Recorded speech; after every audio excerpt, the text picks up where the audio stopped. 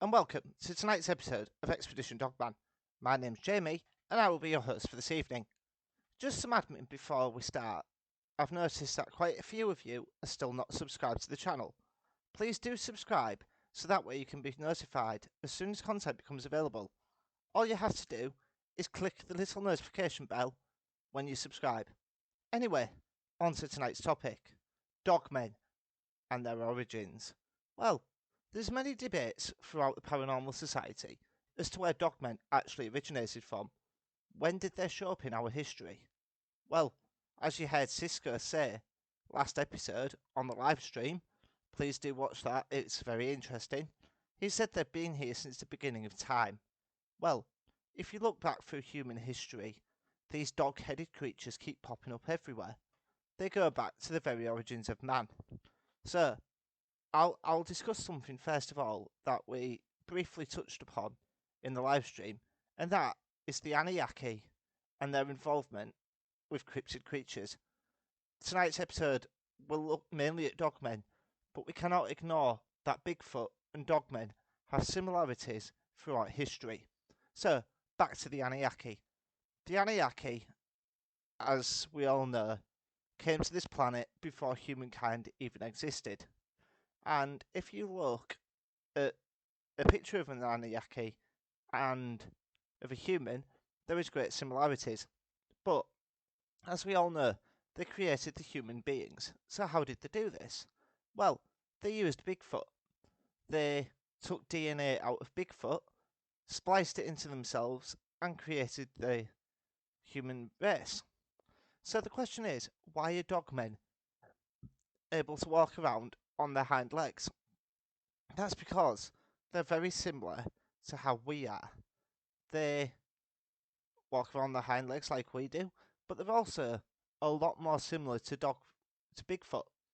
And if you look at a picture of them both side by side, yes, there's size differences, but I do believe personally that they do come from this planet, and that human beings, however, don't.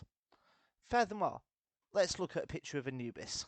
Anubis, in ancient Egyptology and their history, is a dog-headed god, and we cannot escape to the fact that ancient Egypt is hundreds of thousands of years ago. Realistically, we created time to measure it, but did we get that accurate? No. And I think this is where half the problem stems from. So anyway, moving on. If you look at the hieroglyphs on any Egypt pyramid, you will see dog-headed creatures everywhere, mainly Anubis and his followers. So the question is, where did they come from?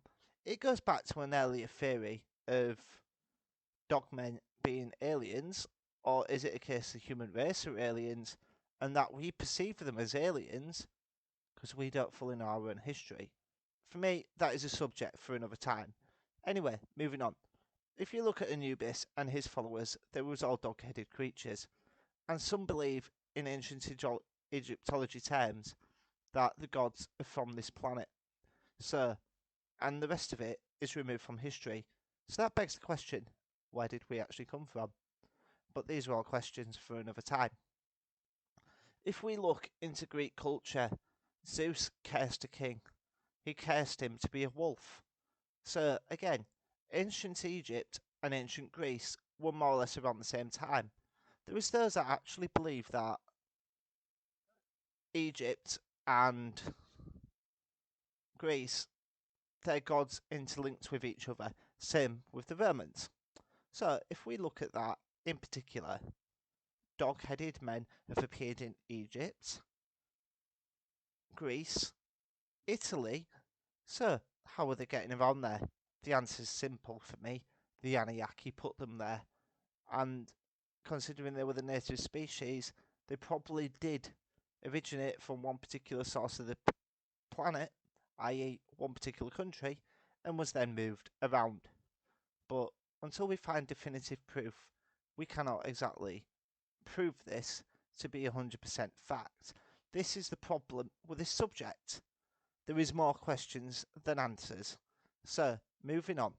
Moving onwards though, I have been sent some information from somebody called Angie Allen, and she's talking about a creature called Cynocephaly. The characteristics of the Synphosinale, or the Syncophalius, having the head of a dog or a jackal, is widely attested in mythical phenomenon existed in many different forms of context.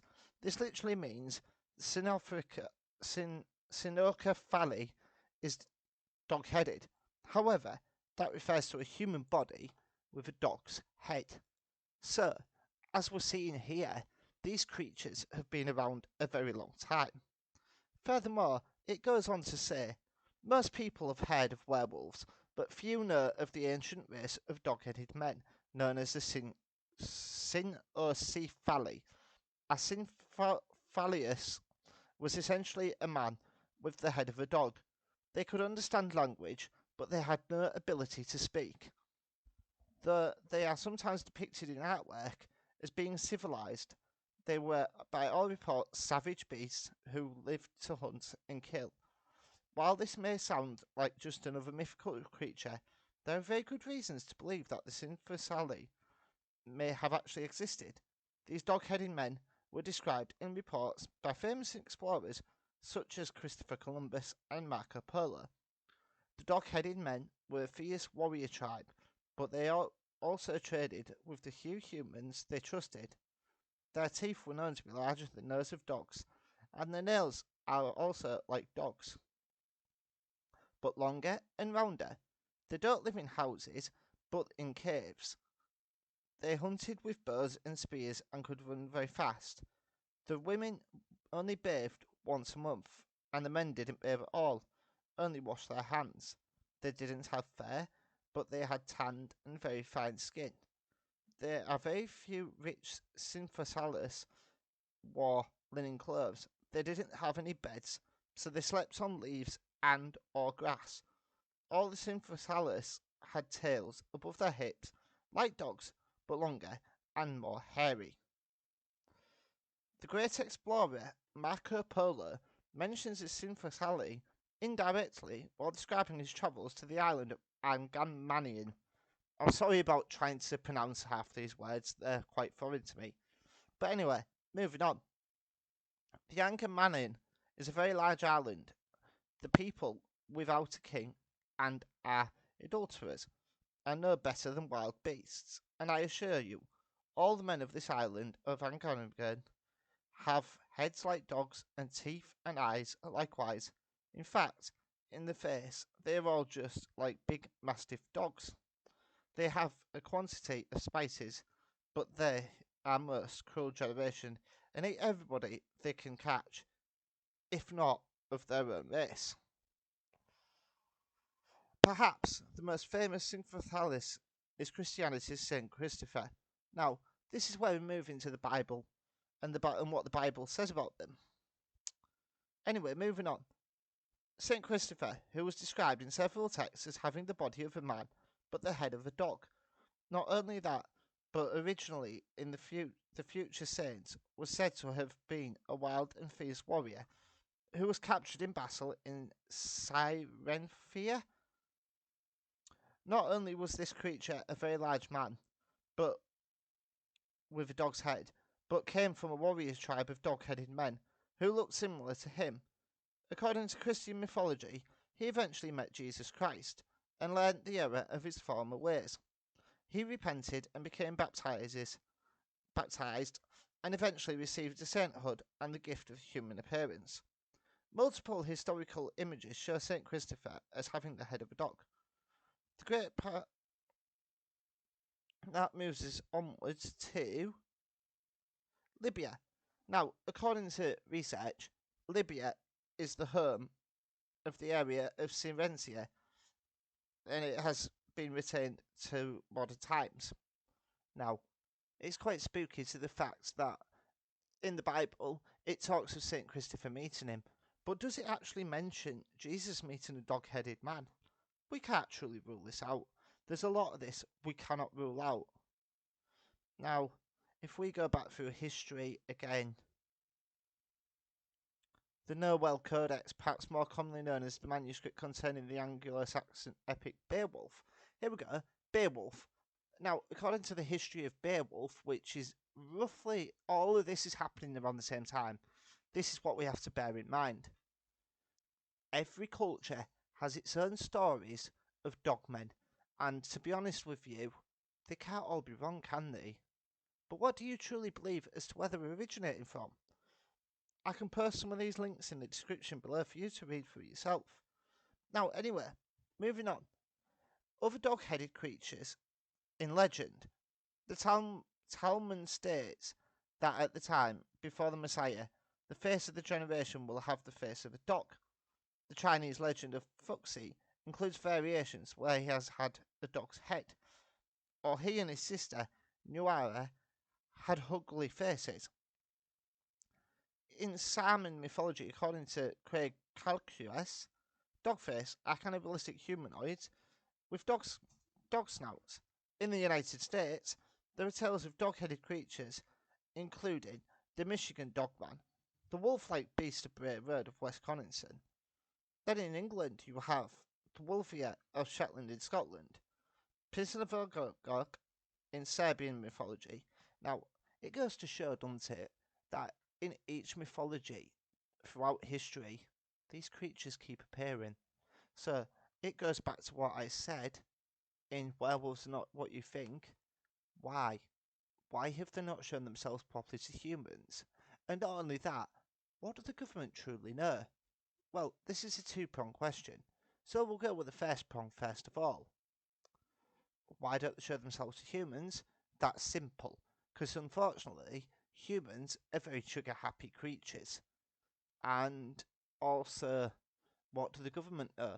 Well, the government have access to all these ancient texts, and this is where the information to what the dogman truly is lies. And to me, it's quite scary to think that these creatures possibly could have been here before us. And that is the origin of the dogman, as far as the information I have been told. But my personal thoughts on this, I do believe they were here at the beginning of time. I do believe that mythology is correct. Because if you look at mythology, there's a three-pronged question to this. Mythology. Fact leads to legend. Legend leads to myth. So if you back that out, it's like any story. A myth goes to a legend, and the legend is always derived from fact. So the problem is that the facts becomes diluted, and this is the problem I think we find, is that the truth of these creatures has been passed from generation to generation, father to son, elders to youngsters, ear to ear, or mouth to ear even, would be the better description of it. And then what you find is the true story gets diluted. So, is there facts into the dogmen go back to the beginning of our lifetime? Yes, there is, because like we've been talking about today, these creatures go back to the beginning of our time, and they were probably even here before us. But the problem is, we're not finding enough proof. So, moving onwards anyway, like me and Cisco were talking about last week, these creatures are flesh and blood. They go back to the beginning of time. So the question is, how are they surviving? Well, that's very simple, really. They're breeding. They're creating pups. There is many reports out there of pups.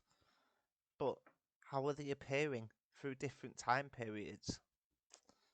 Well, people believe many different theories on this, and I've covered quite a few of them on this channel up to now. But what's your favourite theory? I'm not going to talk no more about this until next week. So, leave your comments in the comment section down below. Please, please do subscribe to the channel and share it with your friends, and try and get them to subscribe too. And until the next time, be aware of the howl.